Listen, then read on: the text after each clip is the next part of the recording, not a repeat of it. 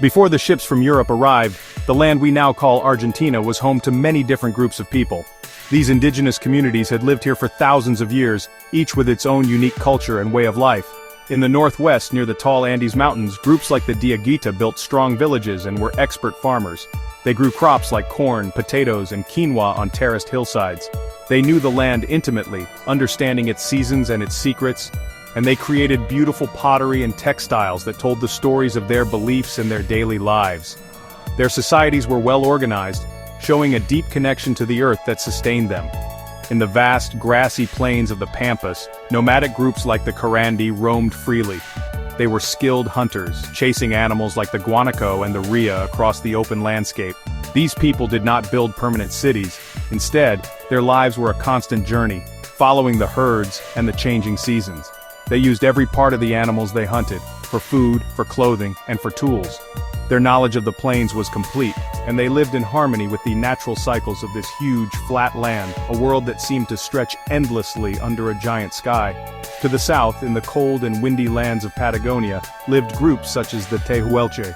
They were tall, strong people, known for their ability to survive in a very difficult environment.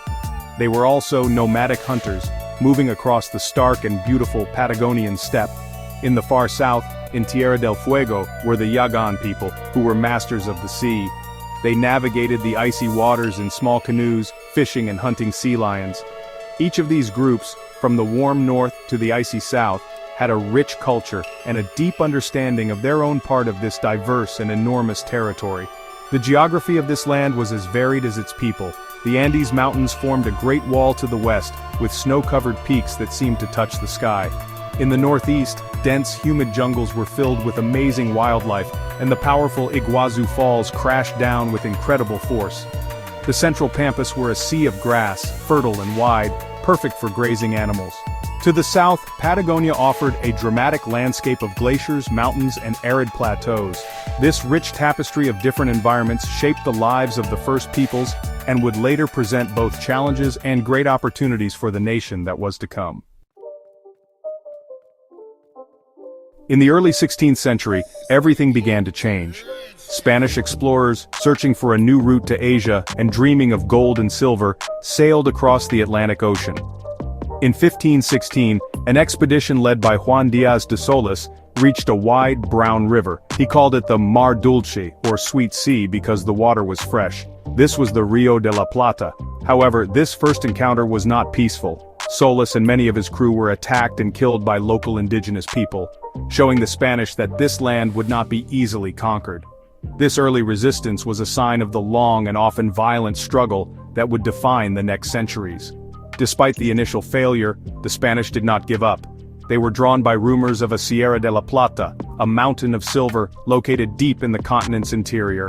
In 1536, a nobleman named Pedro de Mendoza arrived with a large fleet and founded a settlement on the southern bank of the Rio de la Plata.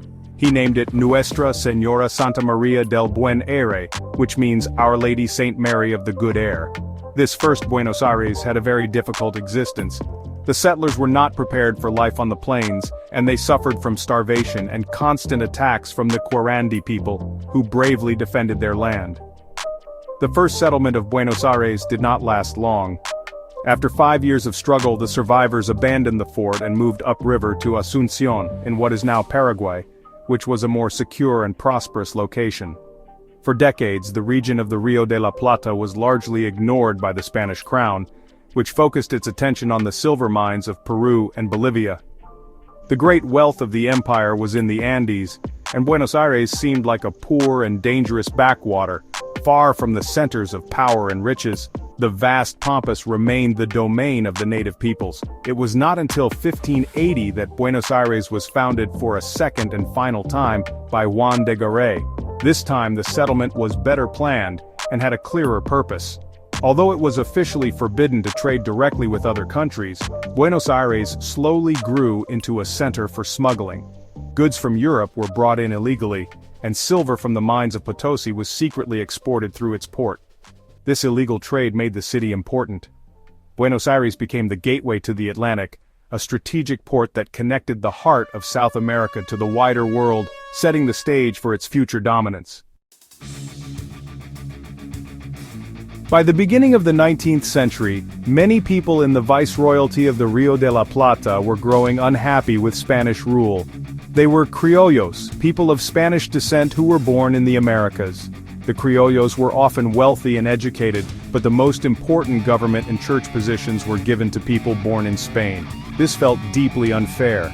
At the same time, new ideas of freedom and liberty were spreading from the American and French revolutions. These ideas inspired the criollos to think about governing themselves and controlling their own destiny, free from a distant king who cared little for their needs. The perfect opportunity came in 1808, when the French Emperor Napoleon Bonaparte invaded Spain and captured the Spanish king.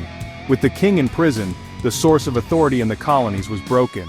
Who was in charge now? In Buenos Aires, the city leaders saw their chance. On May 25, 1810, a group of Criollo patriots gathered at the Cabildo, the town hall, and demanded the resignation of the Spanish viceroy. This event, known as the May Revolution, led to the formation of the first local government, the Primera Junta. It was the first big step on the long road to independence. The years that followed were filled with difficult battles. The new government in Buenos Aires had to fight against Spanish forces that remained loyal to the king. A great military leader emerged during this time, José de San Martin. He was a brilliant general who understood that Argentina's freedom would not be secure as long as the Spanish controlled other parts of South America. He created a powerful army, the Army of the Andes, and in a heroic feat, he led his soldiers across the towering Andes Mountains to liberate Chile. From there, he went on to help secure the independence of Peru. After years of fighting, the formal Declaration of Independence was finally made. On July 9, 1816, representatives from the different provinces met in the city of Tucumán. There, in a small house, they signed the Declaration of Independence, officially breaking all ties with Spain. This act created a new country, the United Provinces of South America, which would later become Argentina. The dream of freedom had become a reality, but the challenges of building a unified nation from a collection of very different regions were only just beginning.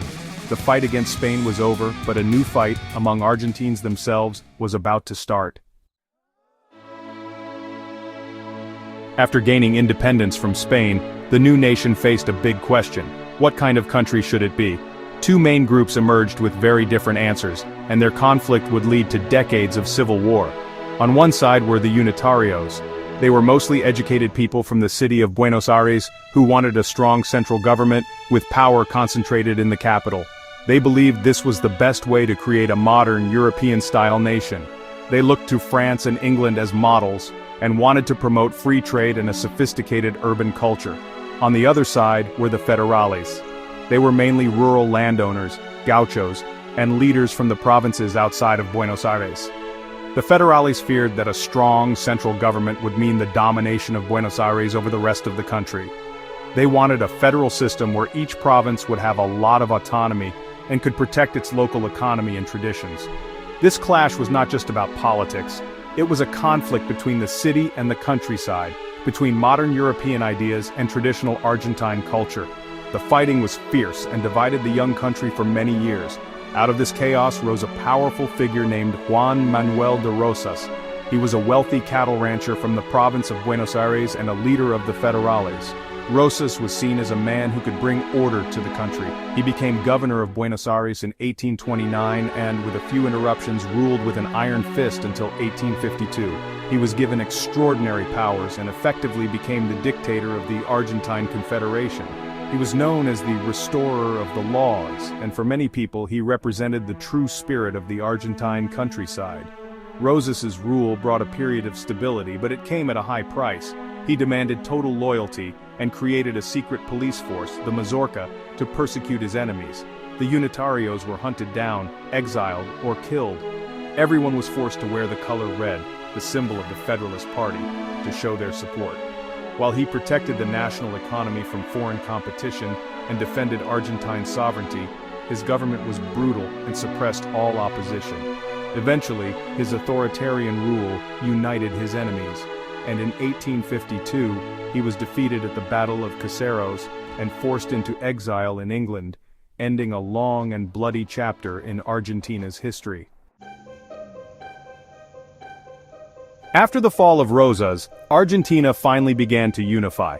A national constitution was written in 1853, establishing a federal republic. With political stability came an incredible economic boom. The country entered what is known as its Gilded Age. The fertile pampas were perfect for raising cattle and growing grain. With the invention of refrigerated ships, Argentina could send its beef and wheat to hungry markets in Europe.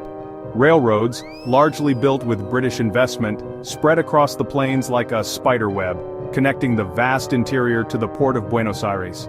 The country quickly became one of the richest in the world, often described as the breadbasket of the world. To work the land and build the new nation, Argentina needed people.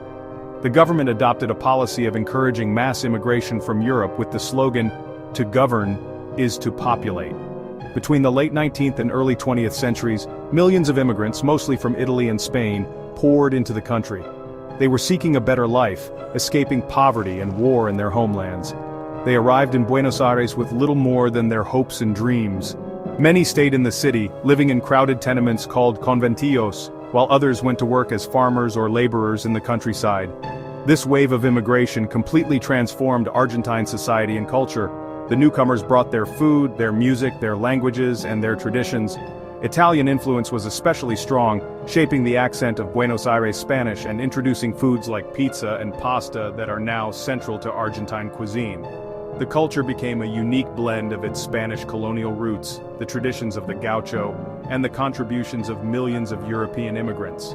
This created a new cosmopolitan identity, particularly in Buenos Aires, which grew into a sophisticated and bustling metropolis often called the Paris of South America.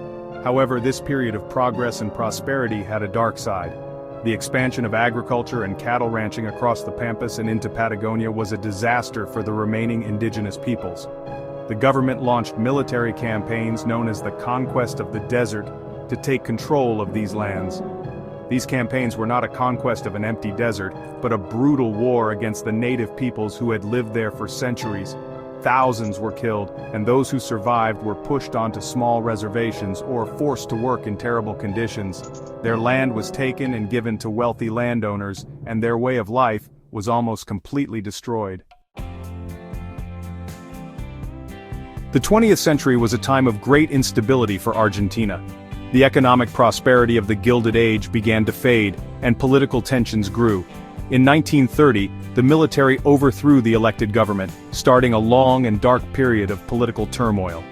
For the next 50 years, Argentina's history was marked by a cycle of weak civilian governments, followed by military coups. The armed forces saw themselves as the guardians of the nation's traditional values, and often stepped in to take power whenever they disliked the direction the country was heading. This constant instability made it impossible to build a strong and lasting democracy. In the midst of this chaos, one of the most important figures in Argentine history emerged, Juan Domingo Perón. He was an army colonel who became extremely popular as the Minister of Labor in the 1940s. He introduced many laws that benefited the working class, such as better wages and paid holidays. With his charismatic wife, Eva Perón, or Evita, by his side, he built a powerful political movement known as Peronism. He was elected president 3 times and created a strong bond with the poor and the workers, whom he called the descamisados, or shirtless ones. However, his rule was also authoritarian, and he suppressed his opponents. The most terrible period of the 20th century came in 1976, when the military launched another coup and established a brutal dictatorship. This regime started what is known as the Dirty War. The government secretly kidnapped, tortured, and killed thousands of people it considered to be political opponents. These victims, known as the desaparecidos or disappeared ones, were taken from their homes and never seen again. In an attempt to gain popular support, the military government invaded the British-controlled Falkland Islands known as the Malvinas in Argentina in 1982. The quick and decisive defeat in the war that followed led to the collapse of the dictatorship. In 1983, Argentina finally returned to democracy. The transition was difficult, as the country had to deal with a ruined economy and the painful legacy of the Dirty War. Brave groups like the Mothers of the Plaza de Mayo marched silently every week to demand answers about their missing children, becoming a powerful symbol of the fight for human rights. Today, modern Argentina is a vibrant democracy, It is a country famous for its passion for football, with legends like Diego Maradona and Lionel Messi celebrated as national heroes.